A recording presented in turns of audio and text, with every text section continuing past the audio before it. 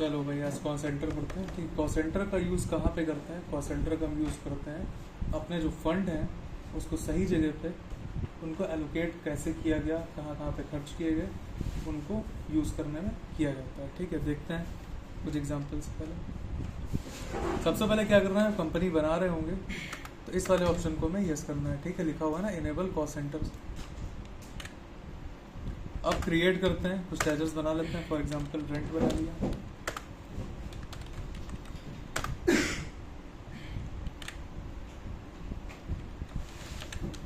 Salary बना ली, ये भी इनडायरेक्ट एक्सपेंस है।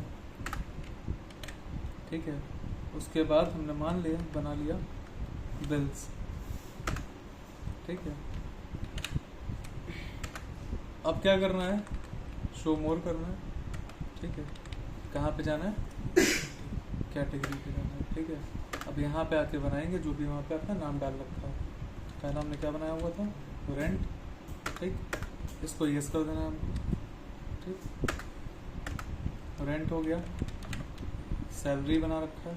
ठीक, एग्जैक्टली सेम स्पेलिंग के साथ। फिर क्या बना रखा है, बिल्स। ठीक है, बैक कर लेंगे ऐसे। अब आएंगे कॉस्ट सेंटर के ऊपर। ठीक, सबसे पहले कैटेगरी चूज करेंगे। अब मान लेते हैं जो रेंट है हमारा, अगर मान लेते हैं आपको रेंट देना पड़ता है, आपका एक बिजनेस है। ठीक है, आपने बहुत सारी शॉप्स ले रखी हैं। ठीक है, और आपको हर महीने कुछ रेंट देना पड़ता है। लेट सपोज कि 50,000 आपको रेंट देना पड़ता है। ओवरऑल पूरा रेंट आपका 50,000 रुपये जाता है। ठीक है, अब किस पर्सन को कितना जाता है, क्या ये हम कभी बता पाते हैं उस ट्रांजैक्शन की मदद से? नहीं। क्या करते हैं, डायरेक्टली हम ट्रांजैक्शन जब करते हैं तो उसमें लिख देते हैं कि रेंट 50,000 हमारा गया। उसमें हम ये नहीं बता पाते कितना परसेंट या कितने रुपए एग्जैक्टली किस पर्सन को कितना गया। नहीं होता ऐसा, है ना। ना ही सैलरी के साथ ऐसा होता है, जब भी सैलरी हम दे रहे होते हैं तो हम नहीं बता पाते नॉर्मली कि इतनी सैलरी इस पर्सन को गई, इतनी सैलरी इस पर्सन को गई। ठीक है, उस केस में अगर हम कॉस्ट सेंटर बनाते हैं तब हम ये सब कर सकेंगे।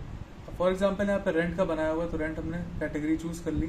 ठीक है, अब रेंट किस किस पर्सन को जाता है, मान लेते हैं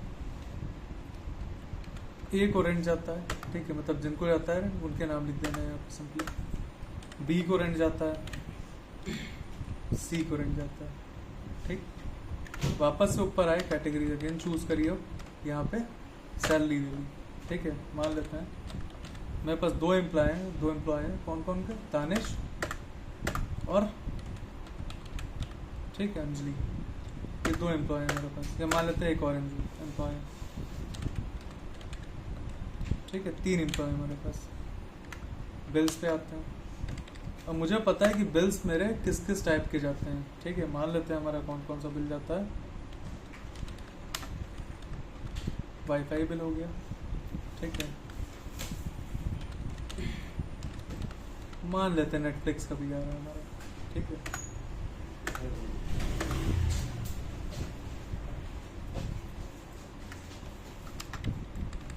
ठीक, सारी हमारी हो चुकी है इस समय।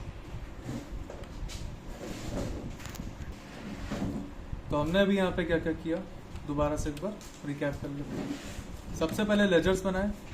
ठीक है, फिर कॉस्ट कैटेगरी सेम लेजर के अकॉर्डिंग बनाई। उसके बाद कॉस्ट सेंटर्स बनाए। ठीक है, लेजर्स को लेते हुए। अब बैक करते हैं, देखते हैं कैसे वर्क कैसे कर रहा है। तो चलिए ट्रांजैक्शंस करते हैं। ठीक है, वाउचर्स पे जाते हैं क्योंकि ये सारे हमारे एक्सपेंसेस हैं, पे ही करने हमको, पेमेंट में जाएंगे। मान लेते हैं सैलरी दे रहे हैं।